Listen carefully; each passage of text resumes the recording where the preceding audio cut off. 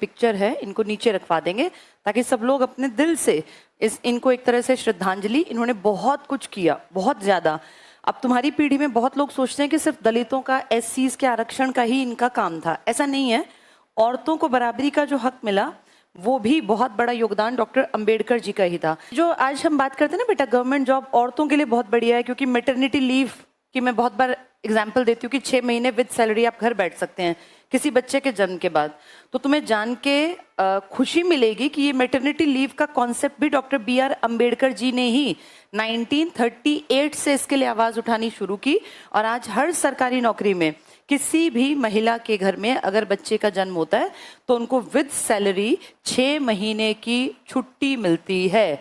पैसे अकाउंट में आते हैं और बच्चे की केयर के लिए सरकार छुट्टियां देती है। इसका कोई पैसा नहीं कटता, सिर्फ एक ट्रेवलिंग अलाउंस नहीं मिलता जिसे टीए कहते हैं, बाकी सारी पे अपने घर पे अकाउंट में आ जाती है। तो सोचो औरतों के लिए कितना बड़ा सुख। इस देश की लगभग 49% आबादी महिलाओं की है, तो उन्होंने महिलाओं के लिए कितना बड़ा सुख सोचा होगा। जबकि चाहते तो सिर्फ अपने लिए काम करते। तो जिनकी ये गलत फहमी है ना कि अंबेडकर जी सिर्फ दलितों के लीडर थे, नहीं। सोचो आधी लगभग आबादी की मैटरनिटी लीव की कोशिश 1940s में कर रहे थे। इसके अलावा जब हम लोगों को वोटिंग राइट मिला था ना, जिसे हम कहते हैं अडल्ट फ्रेंचाइज, इसका मतलब है मताधिकार, समान मत का अधिकार। तुम सबको पता है कि पुराने टाइम में वोट डालने की पावर सिर्फ आदमियों की थी, और वो भी किसकी? जिसके पास प्रॉपर्टी थी। हमारी बात नहीं कर रही, पूरे वर्ल्ड की बड़ी कंट्रीज, ताकतवर कंट्रीज की बात कर रही हूँ। यूरोप में ये वो इंसान थे जिन्होंने कहा कि मत देने का अधिकार हर एक को बराबरी से मिले। औरतों को भी वोटिंग राइट मिले, आदमियों को भी, एससी एसटी किसी जेंडर का, किसी भी प्रदेश का, प्रांत का, कहीं पैदा हुआ, हर एक को मताधिकार बराबरी पर मिले। ये कितनी बड़ी सोच थी। इमेजिन करो विदेशों में, यूरोप जिसको हम कहते हैं बहुत एडवांस्ड, पढ़े लिखे, बहुत ज्यादा काबिल दुनिया पे जिन्होंने राज किया, उन लोगों की महिलाओं को, उनकी बहन बेटियों को, उनकी पत्नियों को सड़कों पे उतरना पड़ा और अपने ढोल नगाड़े बजाने पड़े ताकि उनके वोटिंग राइट की बात उनके संसद तक पहुंचे। और हम प्राउड से कहते हैं कि आजादी से पहले हमारे देश में ये कॉन्सेप्ट आ गया था कि मताधिकार मिलेगा तो सबको मिलेगा, चाहे वो मेल हो या फीमेल। एक बहुत ताकतवर इलाका तुम सबने नाम सुना हुआ है, स्विट्जरलैंड में 1971 में हमारे कितने बाद वोटिंग राइट दिया है अपने यहाँ की महिलाओं को। तो इमेजिन करो हम कितने ब्लेस्ड हैं। इस देश में एक आदमी की सोच थी कि औरत आदमी बराबर हो। औरतों को आज हमें लगता है संपत्ति में अधिकार अब मिल गया, अब नहीं मिला। औरतों को संपत्ति में अधिकार मिलने की बात बहुत पहले डॉक्टर बी.आर. अंबेडकर ने ही उठा दी थी कि औरतों को भी अपने पिता की संपत्ति में, बेटियों को भी बराबर का हक मिले। सोचो आज हमें लगता है कि सुप्रीम कोर्ट ने बीच में 2002 के बाद इस पे ज्यादा काम किया, लेकिन एक होता है ना कि विचार डालना, विचार आगे जाके फलीभूत बड़े बनते हैं, लेकिन उस विचार का जो बीज था वो डाला था उस टाइम पर डॉक्टर बी.आर. अंबेडकर ने। कितना बड़ा योगदान है, कोई कैसे इस चीज को भूल सकता है कि औरतें आज बराबरी की हकदार हैं। इसके अलावा उन्होंने उस टाइम पे कहा था कि अगर किसी की शादी बहुत ज्यादा खराब हो तो औरतों को भी अपने पति से तलाक लेने का हक हो।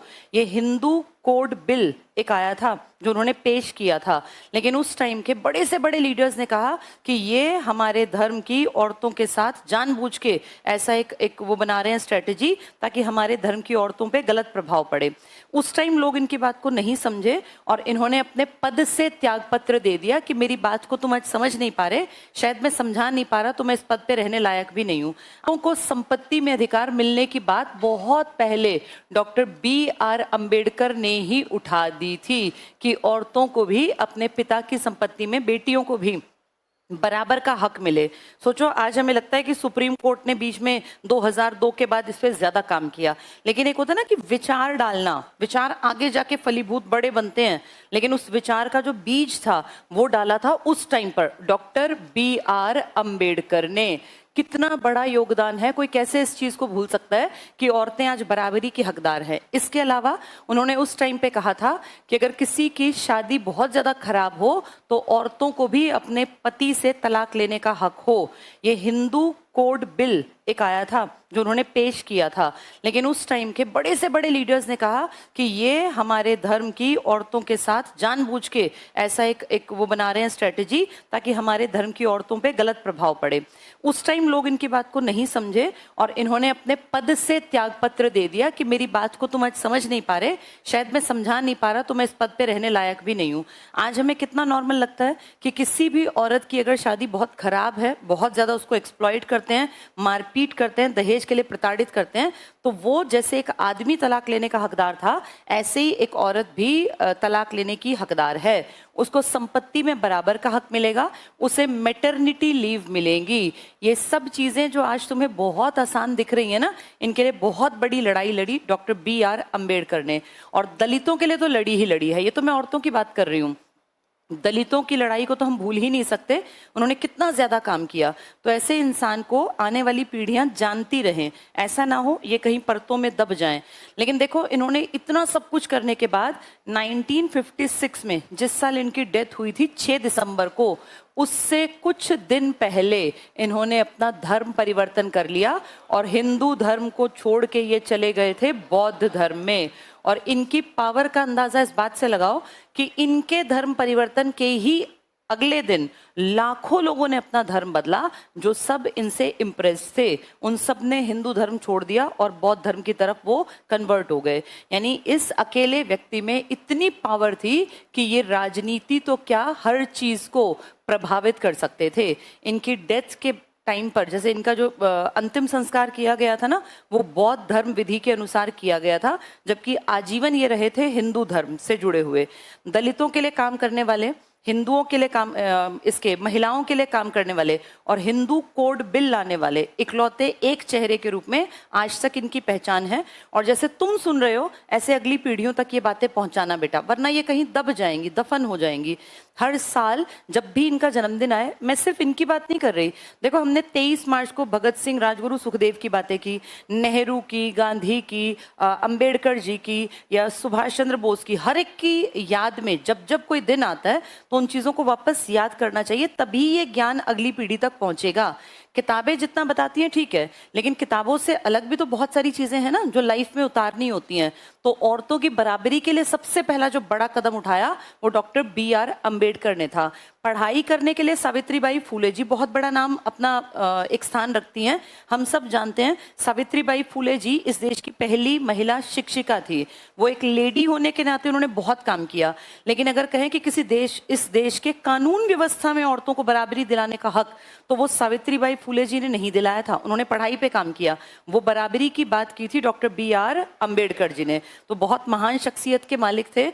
उस जमाने में सोचो, लंदन पढ़े उस टाइम पर, अमेरिका पढ़े, अमेरिका लंदन पढ़ना आज भी सपना है। और बहुत सारे अमीर बच्चे आज भी काबिलियत की कमी के चलते, पैसे होने के बावजूद वहां एडमिशंस नहीं ले पाते। एक बड़ी बात क्या है, आर्ट्स तो पढ़ी इन्होंने साइंस भी पढ़ी। ये साइंस और आर्ट्स के, ह्यूमैनिटीज के मिक्सचर वाले सब्जेक्ट पढ़ते थे, बहुत सारी डिग्रियां की। इनका दिमाग, इनका सोचने का तरीका एक होता ना कि जिसका कंपैरिजन ना हो पाए, उस लेवल का था। बहुत ज्यादा रिस्पेक्ट थी, बहुत रिगार्ड था, लेकिन टाइम लगा लोगों को समझने में कि इस आदमी की काबिलियत क्या है। इनफैक्ट जब देश में संविधान सभा बन रही थी तो इसके इलेक्शन हुए थे, और इस संविधान सभा के इलेक्शन में उठना पड़ता था। जैसे आज तो आम चुनाव होते हैं, तब आम नहीं, लेकिन चुनाव थे। संविधान सभा में सीट थी, उन सीट्स में से एक बड़ी सीट हुआ करती थी बम्बई, और हम सबको पता है कि बम्बई से खासा रिलेशन रहा है डॉक्टर BR अम्बेडकर जी का। ये महाराष्ट्र के ही तो हैं, इनकी जो जड़ें हैं ना वो महाराष्ट्र की हैं। पैदा हुए थे महू में, मध्य प्रदेश में, कारण इनके पिताजी ट्रांसफरेबल जॉब में थे। इनके पिताजी उस जमाने में अंग्रेजों की आर्मी में सूबेदार के पद पर थे। हम सब जानते हैं कि इनके ट्रांसफर होते हैं, जो ये सेना में होते हैं। उस टाइम पे वो कैंटोनमेंट एरिया में मध्य प्रदेश में थे। वहां के बाद अगर देखें जड़ें कहाँ की, क्योंकि फौजी बेटा किसी गांव का भी तो होता ही है, किसी इलाके का, वो इनका था बंबई के आसपास का इलाका। मतलब उस टाइम बंबई को समझ लो आज का गुजरात, महाराष्ट्र। यहाँ की सीट से संविधान सभा का इलेक्शन लड़ा। तो पूरे देश के ताकतवर बड़े नामी गिरामी लीडर्स जिनको आप स्वर्णिम अक्षरों में अंकित करके बैठे हैं हम इतिहास की किताबों में, उन सब ने एक गुट बनाया और कहा कि किसी कंडीशन पर संविधान सभा की बंबई की सीट से अंबेडकर को नहीं जीतने देना। और सबने पुरजोर कोशिश की कि ये हार जाएं, और जो उनकी मनचाही थी वही हुआ। बंबई की सीट से डॉक्टर BR अंबेडकर हार गए। लेकिन इन्होंने अपना मन छोटा नहीं किया, इनको था कि किसी भी कंडीशन पे मुझे जीतना है, ये नहीं तो कोई और सीट। इन्होंने फिर बंगाल की सीट पर जब इलेक्शन का टाइम हुआ, क्योंकि अलग अलग टाइम होते थे, बंगाल की सीट पर मुस्लिम लीग की मदद ली। उस टाइम का बंगाल यानी आज का बांग्लादेश भी है। मुस्लिम लीग ने इनकी मदद की और बंगाल की एक सीट पर ये इलेक्शन जीत गए, और वहां से जीतने के बाद ये संविधान सभा के मेंबर बन गए। ये घटना जो मैं बता रही हूँ 1946 की है। अगले साल देश आजाद हुआ और भारत के 3 हिस्से बट गए, एक भारत, एक पाकिस्तान, एक पूर्वी पाकिस्तान। और जिस सीट से ये जीते थे ना, वो चली गई पूर्वी पाकिस्तान में। तो एक बड़ी टेंशन हुई कि अब क्या करें। लेकिन सोचो, इन्होंने महज कुछ महीनों में अपनी इमेज ऐसी बना ली थी उस बंबई की बेल्ट के लोगों के दिमाग में, बिहार तक की बेल्ट में, कि इस आदमी के बिना संविधान लिखा नहीं जाएगा। ये ब्रिलियंट दिमाग का आदमी है, बहुत तेज दिमाग, और इन्हें सब कुछ पता है। अच्छाई बुराई दोनों को एनालाइज करने की पावर रखते हैं। लॉ ये पढ़े हुए हैं, साइंस स्ट्रीम इन्होंने पढ़ी, ह्यूमैनिटीज आर्ट्स इन्होंने पढ़ा, तो इनकी बराबरी का हमारे पास दूसरा कोई आदमी नहीं था। इसीलिए वो सीट तो चली गई पाकिस्तान में, पूर्वी पाकिस्तान में। फिर उस टाइम पर डॉक्टर राजेंद्र प्रसाद के दिमाग में ये काम, बल्कि उनसे पहले BN राव, ये बहुत इंटेलिजेंट आदमी थे बेटा। और आप जानते होंगे BN Rao international court of justice तक जाने वाले भारतीय थे, पता होगा ना सब लोगों को। हाँ, बेनेगल नरसिंह राव इनका पूरा नाम था। BN राव जी ने कहा भारत में, ये बेटा हमारे संविधान को लिखते टाइम संवैधानिक सलाहकार थे, ये एडवाइजरी बोर्ड के मुखिया थे। तो इन्होंने, हमारे अध्यक्ष थे डॉक्टर राजेंद्र प्रसाद, उन्हें कहा कि तुम संविधान लिखोगे कैसे, अंबेडकर के बिना तुम्हारा काम नहीं चलना। इनके ऊपर दबाव बनाया कि कुछ भी करके, हमें नहीं पता, लेकिन अंबेडकर को तुम्हारे इसमें शामिल होना चाहिए, तब तुम्हारा संविधान पूरा लिखा जाएगा, वरना तुम बीच में ही अटके रहोगे। और ये आज़ादी के बाद बहुत प्रॉब्लम्स आने वाली हैं। राजेंद्र प्रसाद जी के दिमाग में ये बात बैठ गई कि अगर BN राव कह रहे हैं तो हमें अंबेडकर जी को ले लेना चाहिए, क्योंकि ये बहुत काबिल आदमी है। इन्होंने उस टाइम पर बाल गंगाधर खेर नाम के एक आदमी थे, जो बंबई की पूरी बेल्ट के हेड थे। एक तरह से जैसे आज CM बनते हैं ना, उस टाइम उस पोस्ट का नाम PM था, प्रधानमंत्री। देश का नहीं था ये, बंबई का। ये CM की पोस्ट बेटा बाद में जनरेट की गई है। तो बंबई के PM हुआ करते थे बाल गंगाधर खेर। इन्हें कहा गया कि भाई आप कुछ भी करके किसी एक का इस्तीफा जैसे हो सके मैनेज करो, एक सीट खाली कराओ। उस टाइम पर MR जयकर, ये हिंदू महासभा से थे, इन्होंने इस्तीफा दिया, इनकी सीट खाली हुई।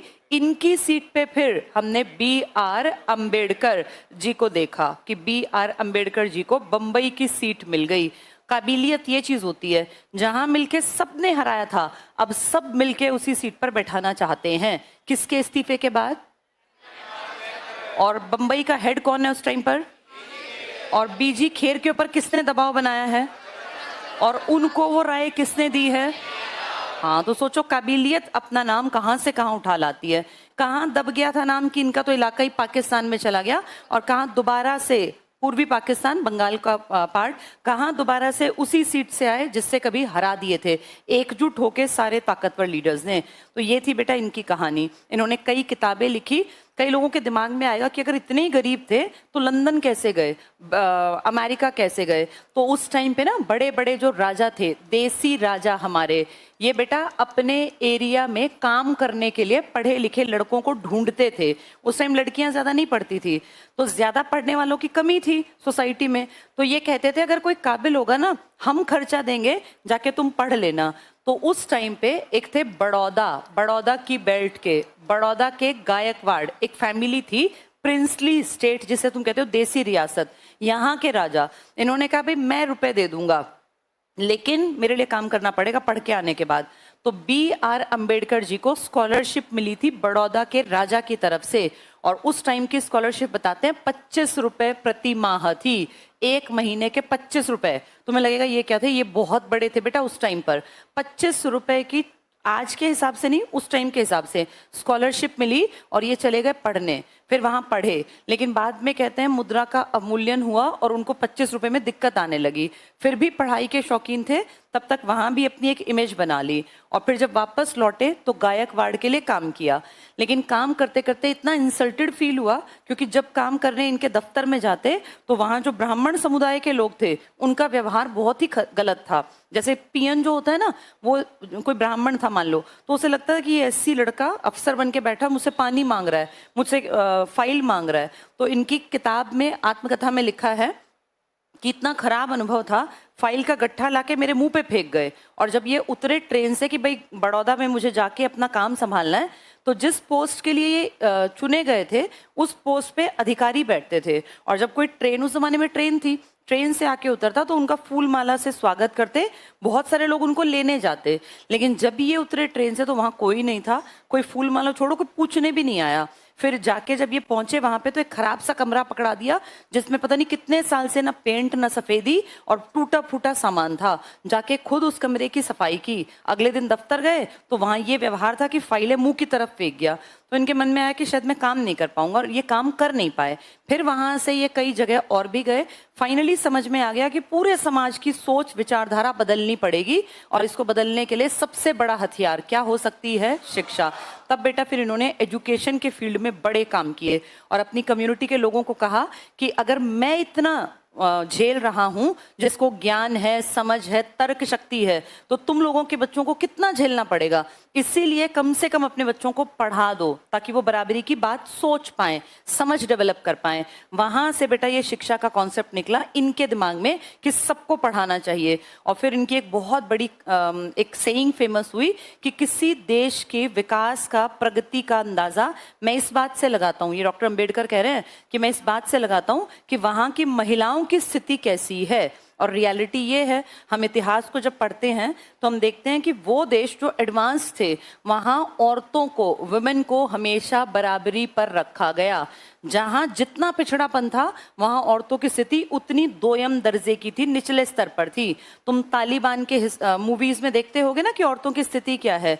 वहीं देखो अमेरिका साइड में औरतें बराबरी पर हैं, यूरोप की मैक्सिमम कंट्रीज में औरतें बराबरी पर हैं। यानी ये बात पैरामीटर है। और अपने आप को कमजोर मत समझो, क्योंकि तुम्हें मैंने हिस्ट्री में बहुत बार बताया